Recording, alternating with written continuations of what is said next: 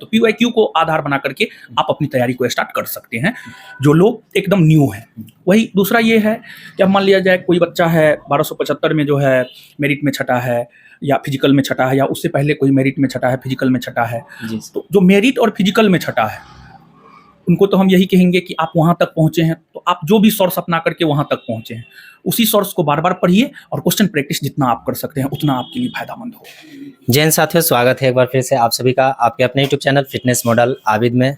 और देख सकते हैं हमारे सामने ज्ञान बिंदु के गुरुजी रोशन आनंद सर हैं। तो इनसे आज जानेंगे इस वीडियो में कि जो नई वैकेंसी आ रही है बिहार एसआई की, तो कैसे है उसका तैयारी करें जो फ्रेशर कैंडिडेट हैं और जो पिछले बार मेरिट आउट हो गए हैं, जिनका प्री में मेंस में भी स्कोर अच्छा नहीं हो पाया है, तो कैसे मतलब किस स्ट्रेटजी के साथ तैयारी करें, सर से इस वीडियो में जानने वाले हैं। तो वीडियो को आप लोग शुरू से अंत तक देखिए, वीडियो बहुत ही इंफॉर्मेटिव होने वाला है। सबसे पहले आपको सर बहुत बहुत स्वागत। चलिए धन्यवाद, बहुत बहुत धन्यवाद।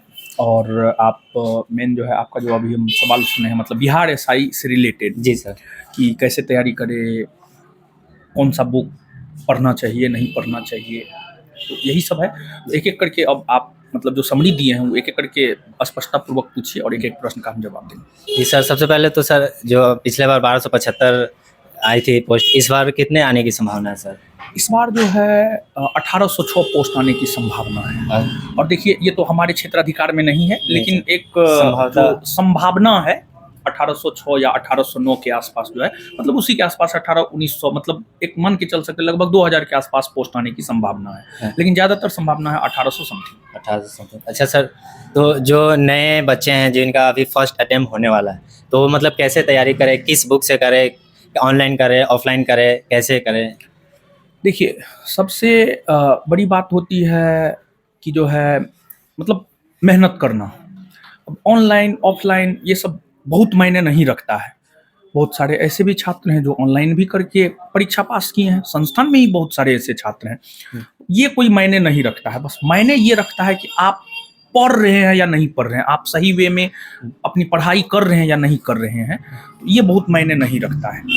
दूसरी बात कि जो फ्रेशर है एकदम मतलब नया है, तो एकदम जो नया है ना, मेरा अपना मानना है कि किसी भी एग्जाम की जब आप तैयारी करते हैं ना तो उसका पीवाईक्यू प्रीवियस ईयर क्वेश्चन को आधार बनाइए, क्योंकि पीवाईक्यू जो आपको दिशा निर्देश देता है ना कोई टीचर वो दिशा निर्देश दे सकता है, ना कोई यूट्यूबर वो दिशा निर्देश दे सकता है, ना आपका कोई सीनियर दिशा निर्देश दे सकता है। ऐसे जहाँ तक टीचरों का सवाल है, जैसे मेरा सवाल अब कौन क्या करता है हमको नहीं मालूम है, लेकिन हम पीवाईक्यू को आधार बनवा करके ही विद्यार्थी को तैयारी करवाते हैं। तो अगर आप एकदम फ्रेशर हैं तो सबसे पहले तो आप पीवाईक्यू को देखिए। पीवाईक्यू देखने से जो है, यानी पीवाईक्यू मतलब प्रीवियस ईयर क्वेश्चन, मतलब जो एग्जाम हो चुका है 1275 पोस्ट के लिए, 2213 पोस्ट के लिए, 2446 पोस्ट के लिए, 1717 पोस्ट के लिए, उसका क्वेश्चन देखिए। उसका क्वेश्चन देखने से जो है ना आपको एक आइडिया आएगा कि आपको क्या पढ़ना है, क्या नहीं पढ़ना है, कितना क्वेश्चन किस सब्जेक्ट से आता है। अब इतिहास है, इतिहास से क्वेश्चन आता है, फिर जो है आपको भूगोल है, भूगोल से कितना क्वेश्चन आता है। जैसे आप पीवाईक्यू देखिएगा तो आप ये पाइएगा कि वर्ल्ड ज्योग्राफी से, विश्व भूगोल से ना के बराबर प्रश्न आता है, या आता भी है तो 1 से 2 प्रश्न बहुत कम आता है। हाँ। फिर इंडियन ज्योग्राफी से कभी 10 कभी 12 प्रश्न आता है, तो इंडियन ज्योग्राफी पे ज़्यादा फोकस करना होगा। फिर इसके बाद इतिहास अगर आप देखेंगे तो इतिहास में सबसे ज़्यादा मॉडर्न से आता है, मॉडर्न के बाद एंशिएंट से आता है, फिर मेडिवल से आता है। मेडिवल से आता भी है और नहीं भी आता है, ऐसा भी होता है कभी कभी। तो इतिहास में आपको जो है मॉडर्न और एंशिएंट पे काम करना है। और मेडिवल में सामान्य तौर पर हम देखे हैं कि मेडिवल में अगर कोई बच्चा 2 चैप्टर भी कर लेगा ना, दिल्ली सल्तनत और मुगल, और मेडिवल में मेन यही 2 है, ये है, अगर ये 2 भी कर लेगा ना तो आराम से प्रश्न बना के आएगा। ऐसे मेडिवल में भी 10-12 चैप्टर है, लेकिन ये 2 सबसे महत्वपूर्ण चैप्टर है। तो इतिहास में मॉडर्न पे ज़्यादा काम करना है, फिर एंशिएंट, फिर मेडिवल। फिर पॉलिटी का जहाँ तक सवाल है, पॉलिटी से भी 10 से 12 प्रश्न, कभी 15 भी आते हैं, लेकिन 10-12 एवरेज आते ही आते हैं। तो पॉलिटी में पढ़ने के लिए तो 19-20 के आसपास टॉपिक है, लेकिन उसमें कुछ टॉपिक, यानी जब आप क्वेश्चन बैंक का एनालिसिस करेंगे तो आप ये पाएंगे उसमें कुछ टॉपिक जैसे मौलिक अधिकार हो गया, संविधान संशोधन हो गया, फिर जो है आपको कार्यपालिका, विधायिका, न्यायपालिका हो गया, ये चैप्टर हो गया, फिर आपातबंद हो गया, स्थानीय स्वशासन हो गया, ये सब महत्वपूर्ण चैप्टर है। मेन इम्पोर्टेंट यही सब हाँ, मेन मेन यानी यहाँ से प्रश्न आता है। मतलब ये सब हमको कैसे पता? हमको इस रूप में पता है कि हम बार-बार क्वेश्चन जो है देखें हैं। देखें, उसी से इसी को हाँ, करा रहे उसी हैं को आधार बार-बार। बना करके तो हम तैयारी करवा रहे हैं। जी ठीक सर। है। तो पहला सलाह तो यही है फ्रेशर को, जो एकदम शुरू ही करना चाहते हैं, जी सर। पीवाईक्यू को आधार बनाइए और वहाँ से एक अनुभव लीजिए और वहाँ से आपको अनुभव हो जाएगा आपको क्या पढ़ना है, कितना पढ़ना है। तो पीवाईक्यू को आधार बना करके आप अपनी तैयारी को स्टार्ट कर सकते हैं, जो लोग एकदम न्यू हैं। वही दूसरा ये है कि अब मान लिया जाए कोई बच्चा है 1275 में जो है मेरिट में छठा है, या फिजिकल में छठा है, या उससे पहले कोई मेरिट में छठा है, फिजिकल में छठा है। जी सर। तो जो मेरिट और फिजिकल में छठा है, उनको तो हम यही कहेंगे कि आप वहाँ तक पहुँचे हैं, तो आप जो भी सोर्स अपना करके वहाँ तक पहुँचे हैं, उसी सोर्स को बार बार पढ़िए और क्वेश्चन प्रैक्टिस जितना आप कर सकते हैं उतना आपके लिए फायदेमंद होगा। फायदेमंद होंगे। अच्छा सर, जो अभी नए बच्चे जो होंगे तो करंट अफेयर्स से वो कैसे उसमें अपना पकड़ को मजबूत बना सकते हैं, कैसे वो करें? हाँ, देखिए करंट अफेयर एक बड़ा मसला है, क्योंकि करंट जो है सामान्य तौर पर पीटी में ही पूछा जाता जी। है, लेकिन 1275 वाला में जो है संभवतः मेंस में भी कुछ करंट पूछ लिया था। ठीक है, तो करंट का जहाँ तक सवाल है, एक तो करंट 6 माह का पढ़ना है, मतलब एग्जाम डेट से 6 माह पहले का करंट पढ़ना है। जी। दूसरी बात, करंट के लिए जो है बच्चा क्या करता है कि करंट लास्ट में करता है, तो करंट जो लास्ट में करता है ना, मतलब वो सही तरीका नहीं है मेरे ख्याल से। स्टार्टिंग से ही उसको हाँ, लेकर स्टार्टिंग से, जैसे अगर आप मान लिया जाए कि पीवाईक्यू का एनालिसिस करेंगे, तो करंट में अप्रोक्सीमेट 18 से 20 टॉपिक हैं। जी। जैसे अंतर्राष्ट्रीय नियुक्ति हो गया, राष्ट्रीय नियुक्ति हो गया, राष्ट्रीय घटनाक्रम हो गया, अंतर्राष्ट्रीय घटनाक्रम हो गया, फिर जो है आपको इसके बाद जो है आपको सूचकांक हो गया, इसके बाद जो है आपको और भी कई सारी जो घटनाएं हैं, सूचकांक हो गया, सूचकांक के बाद जो है फिर आपको सेनाभ्यास हो गया। ये सब टॉपिक से करंट में जो है आपको प्रश्न आते हैं, तो इन सभी टॉपिक को आपको करना चाहिए। पुरस्कार हो गया, जी। राष्ट्रीय पुरस्कार, अंतर्राष्ट्रीय पुरस्कार, पुरस्कार से एक ना एक प्रश्न निश्चित तौर पर आता है, कभी एक, कभी दो, कभी 3 प्रश्न भी आ जाता है। फिर करंट में जो पुस्तक की रचना हुई है वो हो गया, दिवस हो गया, थीम हो गया।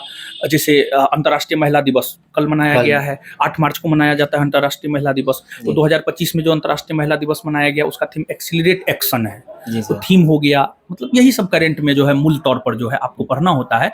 तो करंट के लिए जहाँ तक सोर्स का सवाल है ये एक बहुत बड़ा ये है। तो करंट के लिए जो है आप कुछ चीज़ों को अपना सकते हैं, जैसे आप यूट्यूब से कर सकते हैं करंट, जी सर। डेली बेसिस पर आप करंट कर सकते हैं, या फिर पेपर आप पढ़ सकते हैं। इसमें भी- लेकिन बिहार दरोगा का बच्चा पेपर नहीं पढ़ेगा, ठीक है।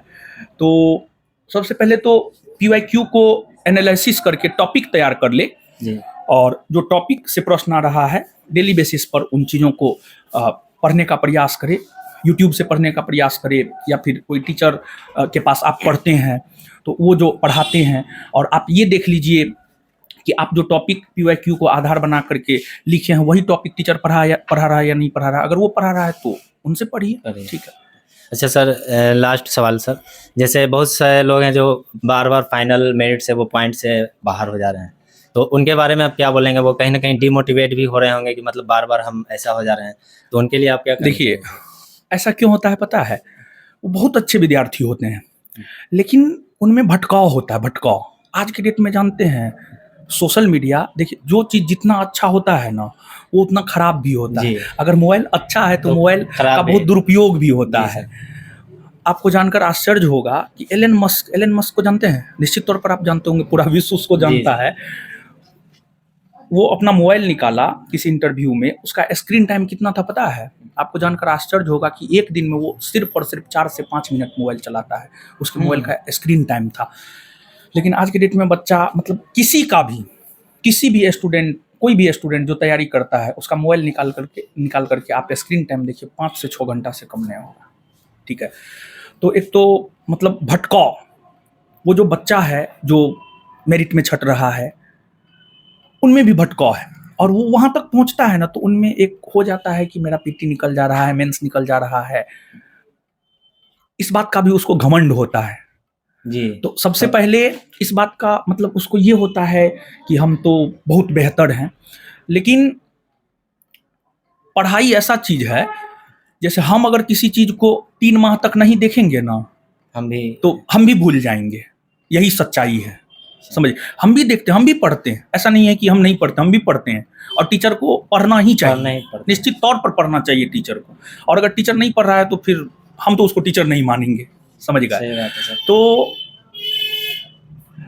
जिस बच्चा का वहां तक रिजल्ट हो जाता है, जो मेरिट में चढ़ता है, उसको लगता है कि वो उसका दिमाग क्या कहता है, सुनिए, उसका दिमाग क्या कहता है, और ये चीज पढ़ना है ना, वो सोचेगा कि एग्जाम से 1 माह पहले पढ़ लेंगे हम, फिर 1 माह के बाद फिर सोचेगा 15 दिन के बाद, 15 दिन पहले कर लेंगे, फिर 1 सप्ताह पहले कर लेंगे, 1 दिन पहले कर लेंगे। वो कर ही नहीं पाता, वो रिवाइज कर ही नहीं पाता है।